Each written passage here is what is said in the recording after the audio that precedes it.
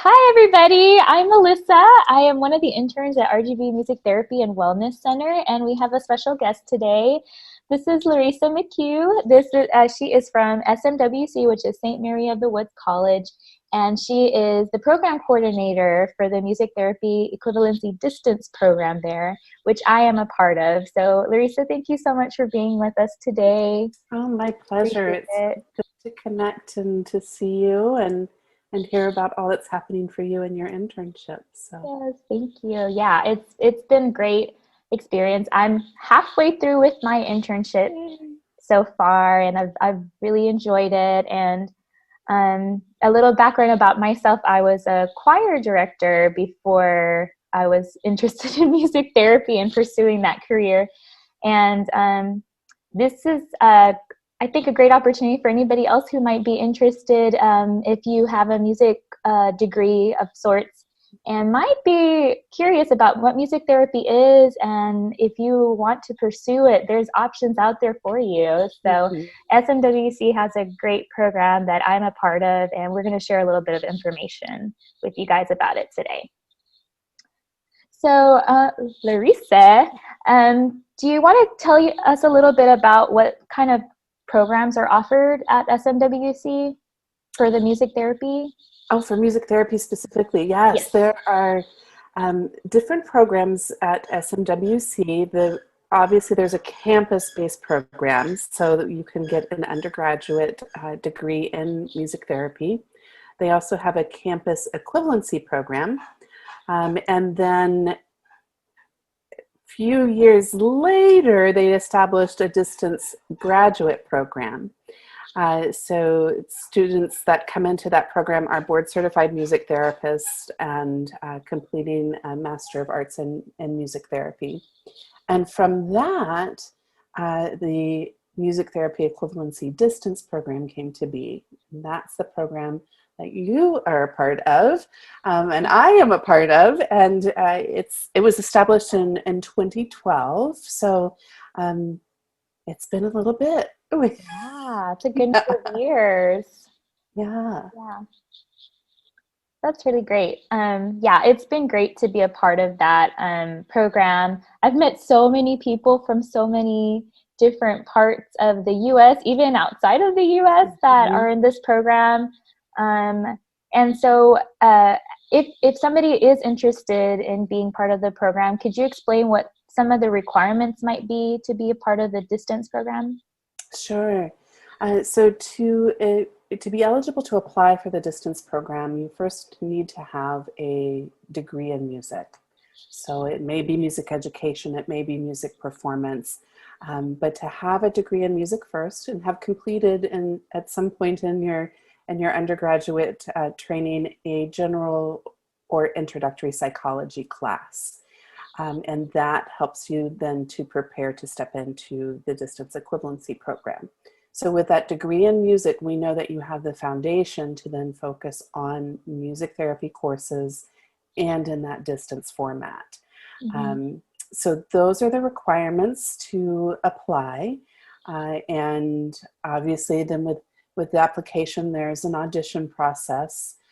So we listen for those skills on primary instruments, but also accompaniment. So you need to have some skills on accompaniment instruments, piano or guitar, and be able to sing and accompany yourself. So that's what we are looking for in that audition. That's great. Yeah. I remember I was definitely nervous for those parts of it, but it was great that we were also offered those opportunities to learn, especially at our residencies, where we spend about 3 to 4 days or so there at the beginning of the fall semester, the spring semester, that summer semester, and then the following fall. Is that right, Larisa? That's right. Yes. If you follow the courses as they're outlined, you can complete the program in 2 years. And with every music therapy course that you are enrolled in, there is a residential component. So the students come out to the campus and they're there for a brief residency where they begin their class with the instructor, with their peers. and then they take all that they've gained in that residency back to where they came from, so that you can continue working there. The other piece that happens with the distance program, and is also a requirement of the program, is that you have music therapists in your area that you would be able to work with. So that way you can get in the clinical training component while you were a student, even in that distance format. Yeah, I see. Yeah. So, yeah, for me, I know it was important even before I applied or, finished my application. I think it was part of our application, correct? Yep. That we had to have a list of potential music therapy sites that we could work with for practicum, and an internship. So it's important. I know with some of the people that I get to do the program with, some of them have had a bit of a challenge finding places nearby. So, but everybody seems to have made it work for them. Some of them might have to have traveled a bit. And I know right now, you had mentioned earlier when we talked a bit earlier, internships being available virtually at this time, considering everything that's going on. So it's kind of more accommodating in a way for a lot of people recently. And I know that currently the residencies that have happened in the fall, this semester and in the summer, correct? That you guys did it virtually, and it was probably an easy transition for you guys, because considering mostly everything else is virtual for us in this program. We have done a lot of things virtually. But yes, to keep everybody safe during the pandemic, we didn't ask people to come out to campus, and just wanted to make sure that everybody was able to stay healthy, but to stay on track. So we had to adapt a lot of our courses so that we could have that time, the instructor and the cohort coming together. But it's a little bit of a challenge to make music in the same way, of course, in a virtual platform, but we got through it. And I think that one of the things that's really interesting about this program right now is that students are gaining experience in virtual platforms that they will be able to use in their future work. So if they're working with a client who's isolated, who isn't able to have in-person services, the students now have this training and education that I know I didn't have as a student, that they'll be able to continue that work in the future. So it's not the same as being together in the same place at the same time. We're not in the conservatory and sharing snacks and making music together, but we're able to stay together and keep it going. I do have to say, I always enjoyed being at the campus. It is just such a great, warming and welcoming feeling that I always got there, just by the staff members like you, and then also the other students that I got to meet. Could you tell us, maybe some of the, where some people might be from that have been part of the program? Yeah, that has been really an interesting part of the program, is that we have students from across the country, from East Coast to West Coast. We have students coming from Canada. We have students right now in Malaysia and Hong Kong. And it's really, really interesting to have so many people come together from different places and to share in that experience. Yeah, and I know that at least one of the students in my cohort was doing most of the program she was doing in New Zealand, which was really, really fun to hear about. And I think she's already recently finished up her internship, which is really exciting. She finished her internship and she is board certified. Yeah. So, I did not get that news. Oh, that's great. And that's one of the nice things too about, having that opportunity to come together, that we all have this sense of connection and we stay in touch. But once you're done with the program, that doesn't mean that you were done. Exactly. It's so exciting for me to hear from students after they've completed their internship that they are board certified, and that they've got their first job and things like that. So I think there's something unique about the Woods, and that even though this program is in a distance format, that we all still feel a connection. I think that's really important too. So speaking of the program, could you give us maybe just a few of the different classes that are offered in the distance program? Yeah, so our distance program really mirrors our campus program. So the classes are the same in terms of music therapy. So you have your clinical musicianship class, you have therapeutic processes, you have the practicums that we were talking about where you're going out and working in the field with music therapists and their clients. We have expressive movement. That's one of the courses we have over the summer that was really interesting to have in a virtual platform. I bet. Clinical improvisation and music psychology, music therapy research, and then of course the internship class, which you are in. Yeah, that's true.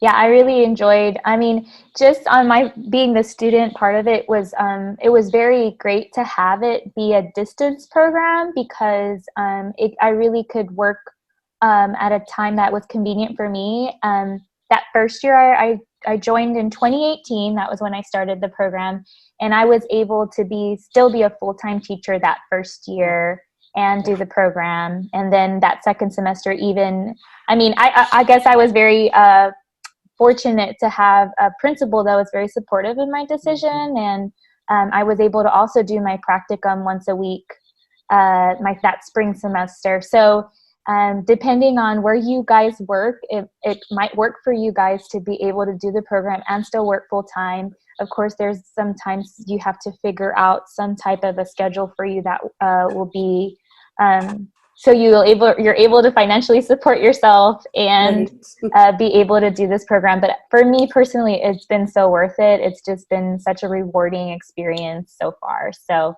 I've been really grateful for that opportunity. Yeah. That's always good to hear. Yeah. And I just have to say that every student that comes in that is working and doing this and juggling dogs and family, it's so inspiring just to witness that determination to be a music therapist, and for sure it is worth it. It is for so sure. worth it. I was always very grateful to have that music education degree and my experience before pursuing music therapy. I think it honestly has even helped me. I feel like as I'm becoming a professional music therapist, on my way to becoming a professional music therapist, I feel like some of the things I learned as a music educator can be very beneficial for me. As there's also, just a heads up, there's also this perspective that I had to change about myself, turning from a music educator into a music therapist, and how you approach your clients as opposed to how you approach your students. It's quite different. And so if you're a music educator, I would say that you'd have to really consider you're being open to different perspectives and what is most appropriate for your clients and what's best for them when you're in the music therapy setting. Yeah, there's a shift, I think, that has to take place from a music educator or even a music performance background to understand how to use music in a different way. And it's, but I think that's sometimes the most challenging part for someone who has been working for a number of years to be able to make that shift, but it can happen. And I think that whatever you've brought to the music therapy education, your process, your experiences from the past have contributed to the work that you are doing as a student and the work that you will do in the future. And vice versa, that even when you were still working full-time as a music educator, that your music therapy training, I'm sure, brought something new to your classroom. Yeah, I think it's that year, like you're saying, I was able to teach and do the program at the same time. I had an inclusive choir, so it was great to just even that first semester I was learning about the different aspects of music therapy and what it involves, I learned a lot of things I was able to gradually integrate into my classroom, and it made a world of difference. And it really does, like you're saying, if you shift your perspective a little bit, you can really open up to a lot of other opportunities for your students and your clients, Yes. anybody who you're getting to work with. So it's really great. Yes, I agree. Yeah. Well, I know we've already talked about some of these, but what other things would you consider either advantages or challenges as part of the distance program? Well, I think the advantage is that if you are working, that you're able to continue working. If you don't have a music therapy program in your backyard, that you can still pursue this degree, this certificate. If I think the other advantages are that you're able to stay, and if you have those roots in your community and you want to be able to, like you were talking about earlier, give back to your community, that you can make that happen, that you have that transition from your education into work seamlessly because you're already there. You hear a little advantage, slight disadvantage in the distance program in the background.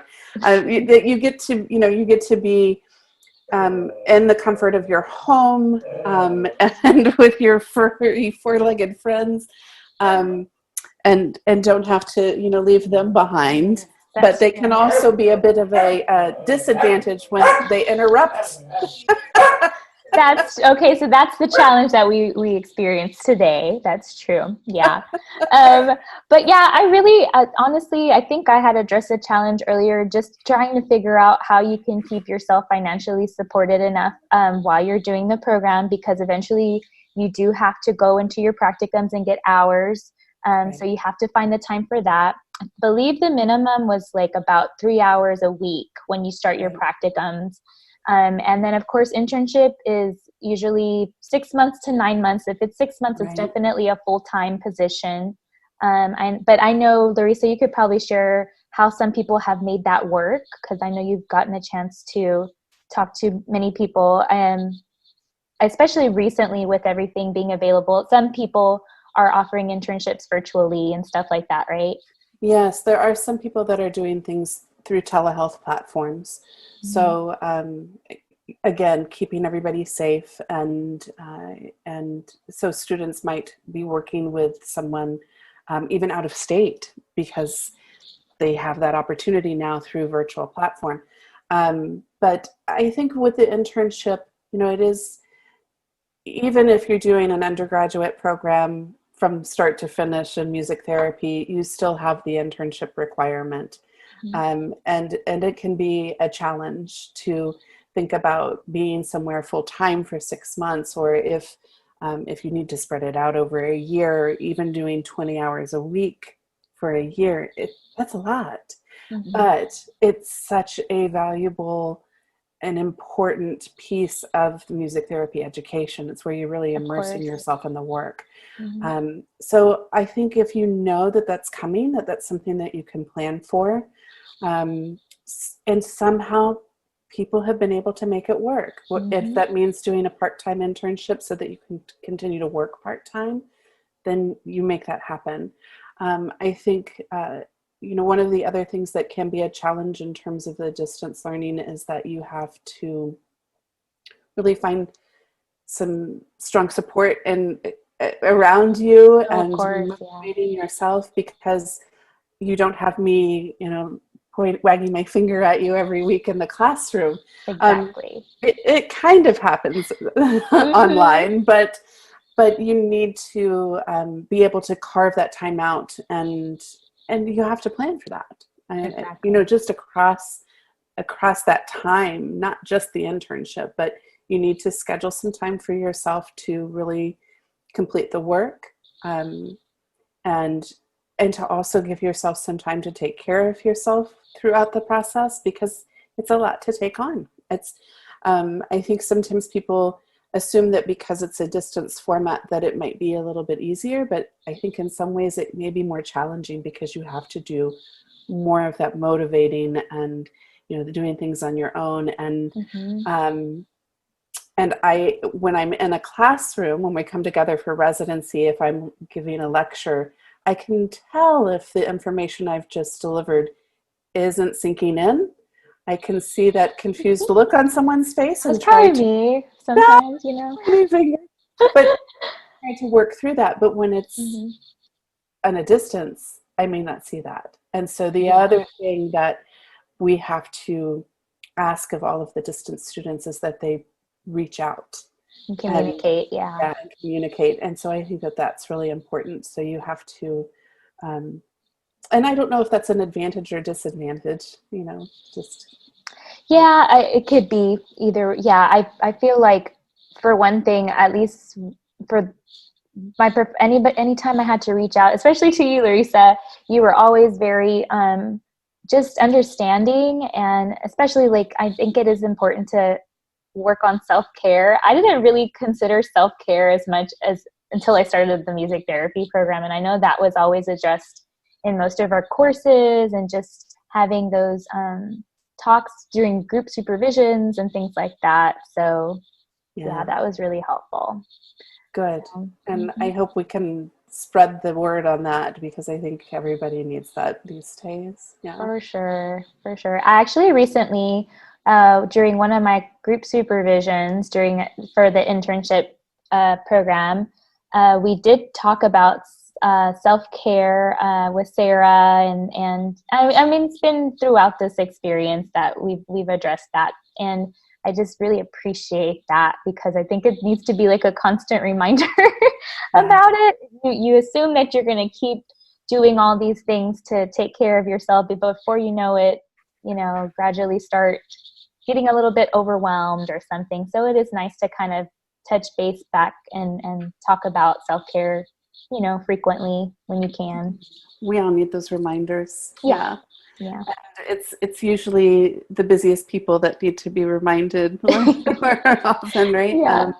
And that's usually when we need it the most, right? True. So. Yes. Well, Larisa, thank you so much for being with us today. I really do appreciate you talking with us about the distance program. And I'm sure if anybody might have more questions, they might be able to look at the website for SMWC. Absolutely. You can find information about all of the music therapy programs on the website, and there's direct link to application. And there's also my email address is right there, and you have a direct link, so that if anybody wants to reach out, I'm happy to set up a time to talk or to communicate through email. Whatever works. And we want to help people find music therapy in the way that's best for them. So yeah, that's really always great. happy to help out. Yes, thank you, Larisa. And after this video, we're actually going to have another short video for you guys that is, you get to see a little bit of the campus, and Larisa goes a little further into explanation about the distance program in that video. And I'll make sure to also add in a link to the school's website, or specifically for the music therapy program, and then you guys can access it that way. So again, thank you so much, Larisa. I really appreciate you being with us today, and we hope you guys enjoy the rest of our Music Therapy Advocacy Week. The Music Therapy Equivalency Distance Program that was established here in 2012 is the first program of its kind. It is designed for students who have a degree in music but are interested in pursuing music therapy.